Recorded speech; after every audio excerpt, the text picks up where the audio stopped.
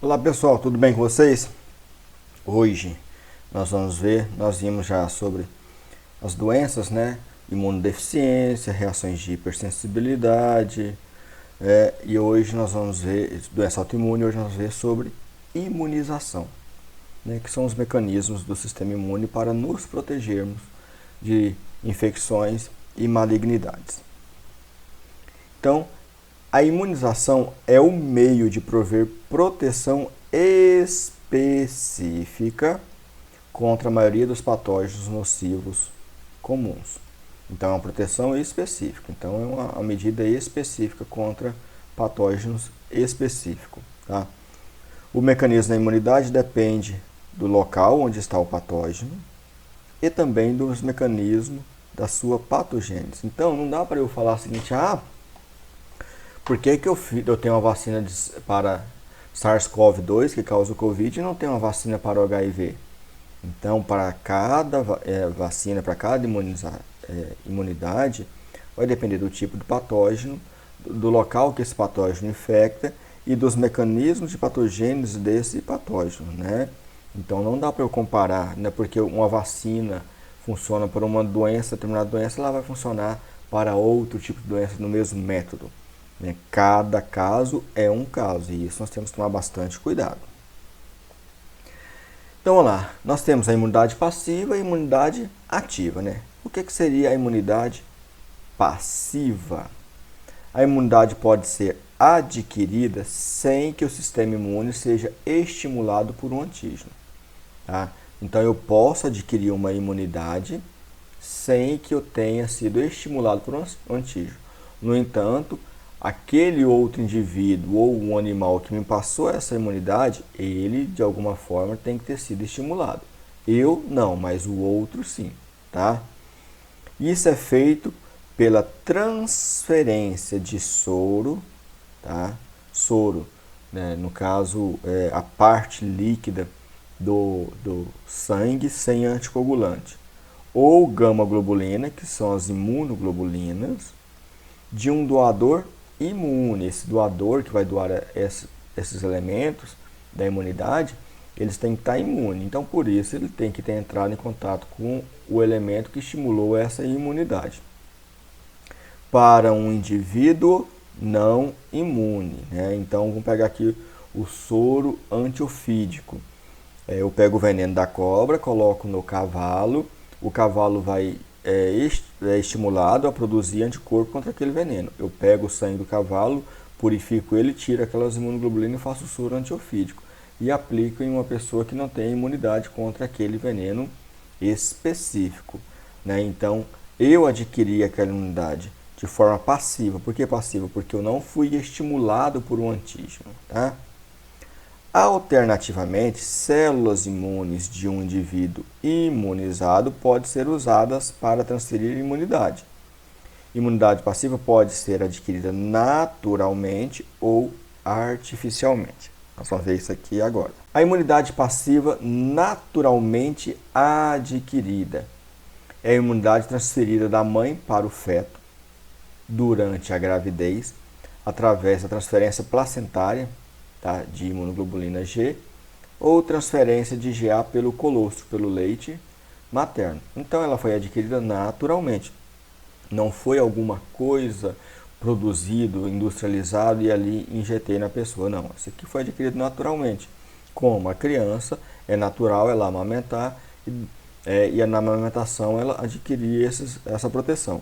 E durante a gestação, a mãe passa todos os seus anticorpos IgGs, tá, de imunidade de memória para a criança. Então, isso é um tipo de imunidade passiva naturalmente adquirida.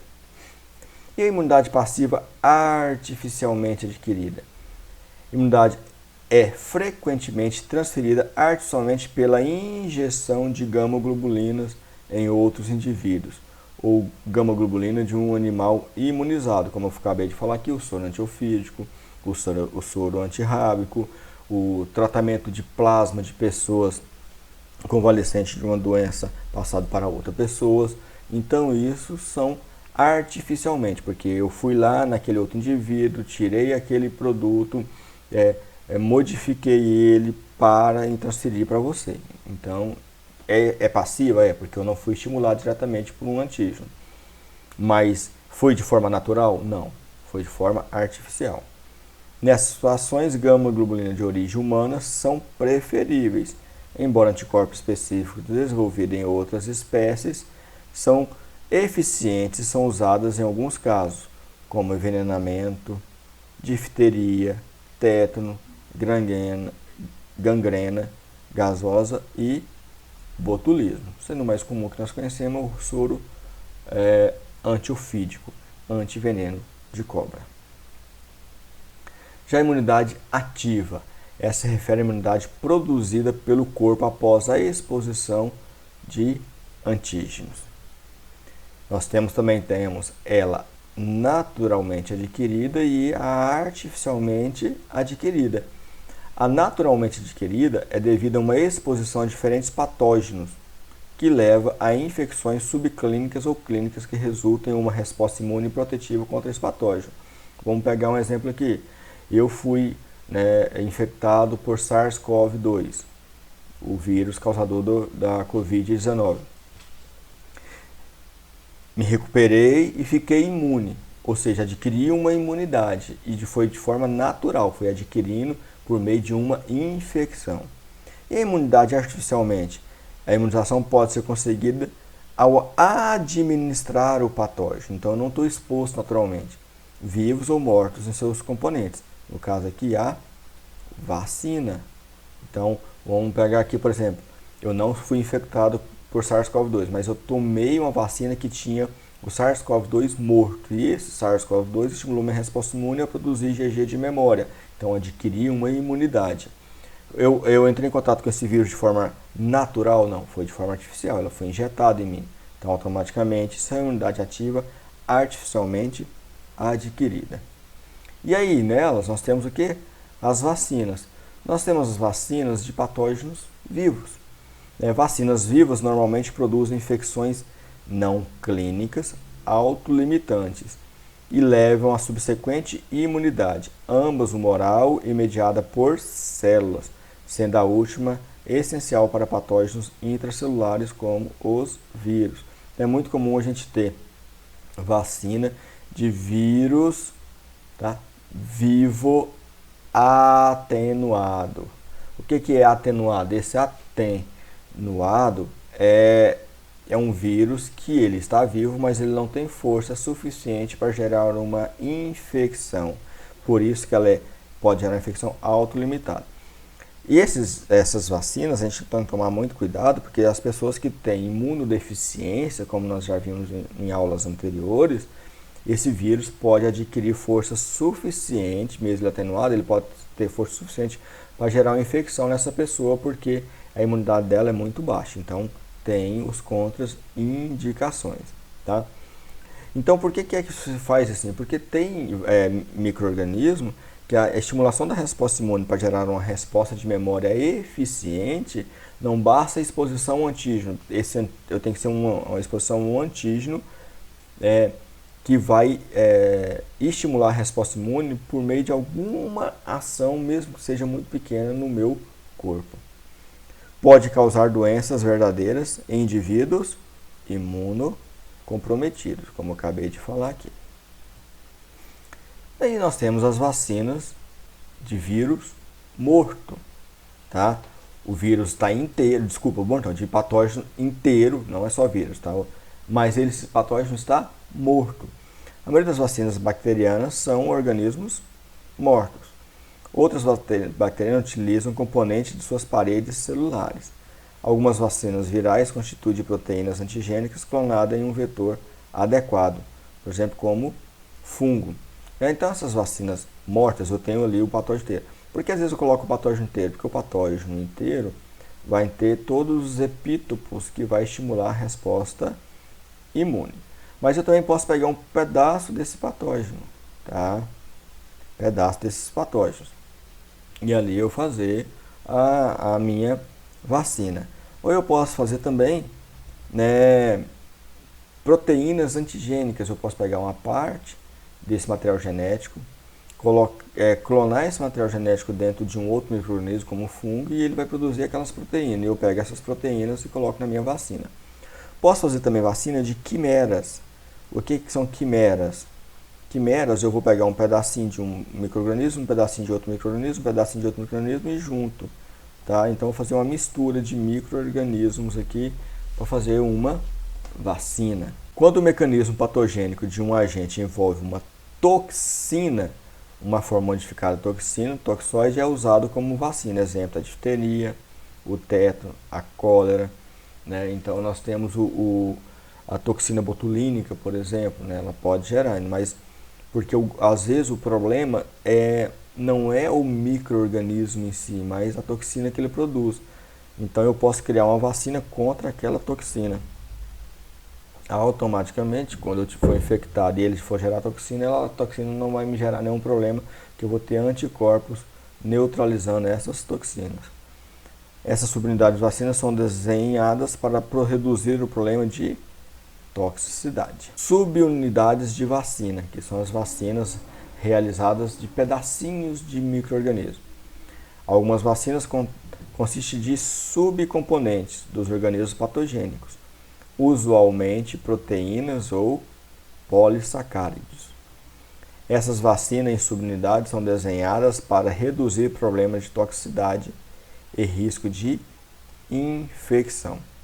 Quando o mecanismo patogênico de um agente envolve uma toxina, uma modificada forma de toxina, toxoide é usado como vacina. Como eu já falei aqui, toxoides, embora percam sua toxicidade, eles continuam imunogênicos, ou seja, capazes de gerar uma resposta imune do meu sistema imunológico. Ok? Então, eu posso também fazer uma vacina da seguinte forma: eu pego o RNA de uma determinada micro-organismo, coloco dentro de um vírus que não vai me gerar nenhum problema e coloco esse vírus dentro da pessoa. Esse RNA vai gerar a proteína daquele vírus que eu quero, a imunidade, e ali eu vou gerar anticorpos contra essa proteína. Aí no dia que eu for entrar em contato com o vírus que era dono desse RNA, automaticamente eu vou ter os anticorpos de memória que vai me gerar uma resposta imune. Ok?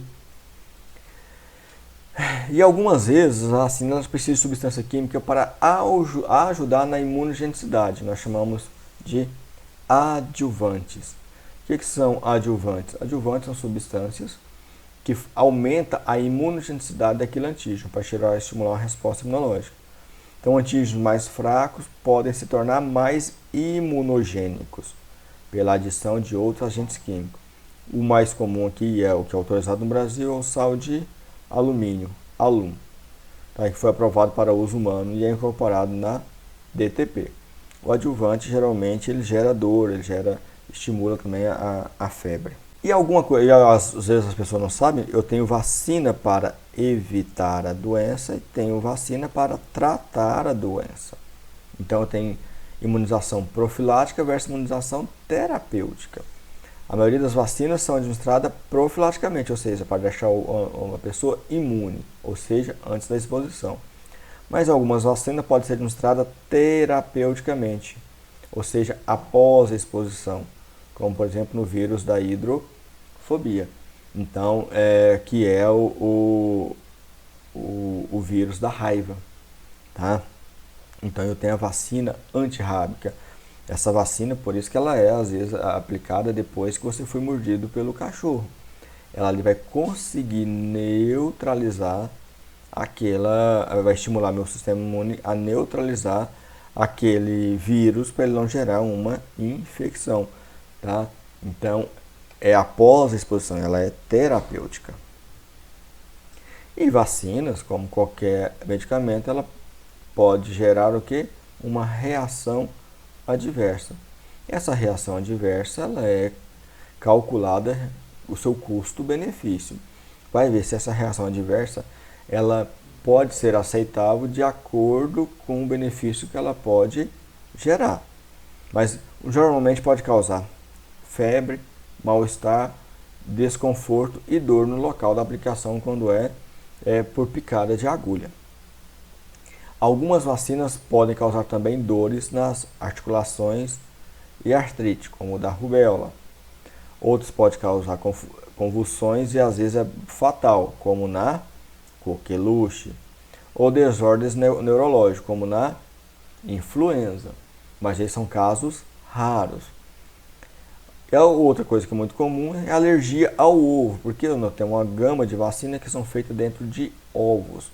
Eu tenho um grupo de galinhas, né, selecionadas que vão botar ovos embrionados, onde eu vou colocar o antígeno, ali ele vai se desenvolver, né, e vai estimular, vai desenvolver e eu vou retirar o produto dali e fazer o medicamento, a vacina. Então eu vou ter produto dos ovos. Aí pessoas que têm alergia a produto do ovo pode ter reação, né? Então a alergia ao ovo pode ser desenvolvida como consequência de vacinas virais produzidas no ovo, como sarampo, cachumba, influenza, febre amarela. Aí as pessoas têm alergia àquele tipo de substância, não pode tomar aquela vacina. Não vai ficar sem imunização? Não. Existe vacina contra aquele mesmo patógeno, só que são bem mais caras, tá? Que não é feita dentro do ovo. E aí as pessoas são encaminhadas pela equipe médica para tomar daquele tipo de vacina. E como são raros os casos, então não fica tão caro para o sistema de saúde. Injeções de reforço levam a efeitos inflamatórios mais pronunciados do que a imunização primária. Então, se eu vou tomar a primeira, segunda ou terceira dose, isso pode me gerar, sim, um efeito adverso um pouco maior. Mas, em geral, as vacinas, após a sua aprovação por órgãos regulamentados e publicado em artigos científicos, quando for avaliado por pares que são robustos, ótimo, tá? Não tem problema nenhum, nós podemos tomar. Tá? Agora, se gerar muito efeito adverso, aí nós temos que suspender essa vacinação, mas em geral, tá? É tudo calculado e existe sim efeitos adversos. E tem que tomar muito cuidado com fake news. Então saiu aí na internet, por exemplo, que a vacina do SARS-CoV-2, anti-SARS-CoV-2, tinha produzido 32 abortamentos. Como nós estamos vacinando só idosos e profissionais da saúde não gestantes, não sei de onde surgiram os 32 abortamentos. Nós temos que ser racionais, tá? Então nós temos que tomar muito cuidado com isso. E lembrando, pessoal, que em 1988 foi implantado, após a Constituição Brasileira, o Programa Nacional de Imunização, que é o maior programa nacional de imunização do mundo. Ele é excelente e ele reduziu drasticamente a mortalidade infantil no Brasil após a sua implantação. Então, é extremamente importante nós divulgarmos a importância de se vacinar. Ok? Muito obrigado a todos!